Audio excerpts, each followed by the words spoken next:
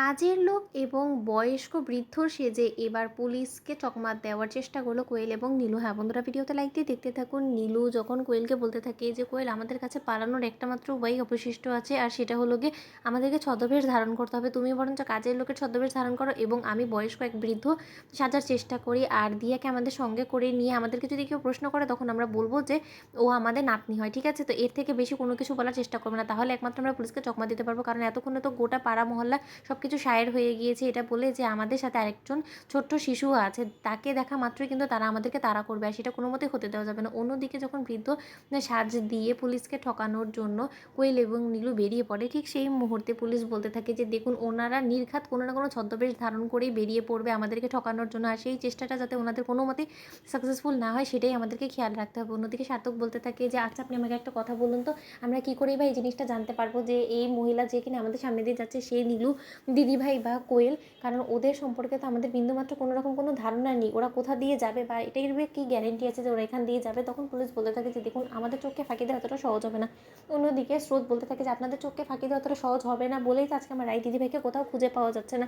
আমার রাই দিদিভাইয়ের কোনো একটা খোঁজ আপনারা বের করে আনতে পারছেন না, তাহলে আপনারা বুঝতে পারছেন যে আপনারা কতটা অকর্মের ঢেকি। তার সত্ত্বে এত বড় বড় কথা আপনারা বলেন কি করে বলুন তো? তখন সার্থক বলতে থাকে যাচ্ছা স্রোত কী হচ্ছে বলো তো, পুলিশের সাথে এরকম করে তর্ক করে আর যাই হোক না কেন আমরা নিজেদের কনসেন্ট্রেশনটা ব্রেক করছি, ইভেন কি পুলিশের কনসেন্ট্রেশনটাও ব্রেক করছি। এখন যদি আমাদের চোখকে ফাঁকি দিয়ে কোনো মতে এখান থেকে কোয়েল দিদিভাই এবং নীলু দিদিভাই যদি এখান থেকে চলে যায় তখন কী হবে বলো তো? তাই শুধু শুধু এরকম কথায় তর্ক না করে তুমি বরঞ্চ নিজে থেকেও একটু সজাগ থাকার চেষ্টা করো, তাহলে হয়তো বা কিছুটা হলেও আমাদের কাজে হেল্প হবে।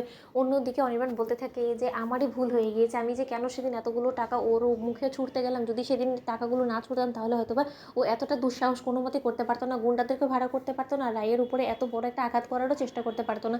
কিন্তু আমার মাথায় একটা জিনিসই ঢুকছে না যে ওরা এত কিছু যে করছে কোন টাকা দিয়ে? কারণ আমি যতটুকু ওদেরকে টাকা দিয়েছি তাহলে তো লাখখানিকের বেশি তো হওয়ার কথা না, কিন্তু সেই টাকা দিয়ে গুন্ডাদের থেকে শুরু করে সব কিছুকে কী করে ওরা কিনে নিচ্ছে সেটা তো আমি বুঝতে পারছি না। নির্ঘাত অন্য কোনো মাধ্যম ওরা অবশ্যই খুঁজে নিয়েছে, আবার এমনও হতে পারে এমন কোনো চক্রান্ত ওরা করেছে যেটা হয়তো এখনও পর্যন্ত আমরা হদিসই খুঁজে বার করতে পারছি না। অন্যদিকে কোয়েল নীলুকে বলতে থাকে যে দেখেছো তো, সকলে আমাদের দিকে তাকিয়ে আছে। তখন নীলু বলতে থাকে যে তাকালে তাকাক না, তাদের আমাদের কি বলো তো, আমরা কোনো মতে ওদের কাছে ধরা দিব না, আমাদেরকে এমনভাবে প্রেজেন্ট করতে হবে যে আমি একজন বৃদ্ধ মানুষ আর তুমি আমাকে সহযোগিতা করছো। অন্যদিকে অপর প্রান্ত থেকে আসা একটা ভ্যানওয়ালাকে কোয়েল গিয়ে বলতে থাকে যে দেখুন, আমার সাথে একটা বৃদ্ধ আছে এবং একটা ছোট্ট শিশু বাচ্চাও আছে, তার মুখের দিকে তাকিয়ে হলো আপনি প্লিজ আমাদেরকে একটু হেল্প করুন। এই রাতের বেলা আমি বৃদ্ধ এবং এই ছোট্ট বাচ্চাটাকে নিয়ে কোথায় ঘুরপাক খাবো বলুন তো? আপনি যদি আমাদেরকে চেকপোস্টটুকু অবধি শুধু পার করে দিতেন, আপনার কাছে আমরা চিরকৃতজ্ঞ থাকতাম। অন্যদিকে ভ্যানওয়ালা বলতে থাকে ঠিক আছে, আপনি বরঞ্চ পেছনে বসুন, আমি আপনাদেরকে পার করে দিচ্ছি। তো বন্ধুরা, ভিডিওটি ভালো লেগে থাকলে লাইক কমেন্ট শেয়ার করুন, সাবস্ক্রাইব করতে ভুলো না।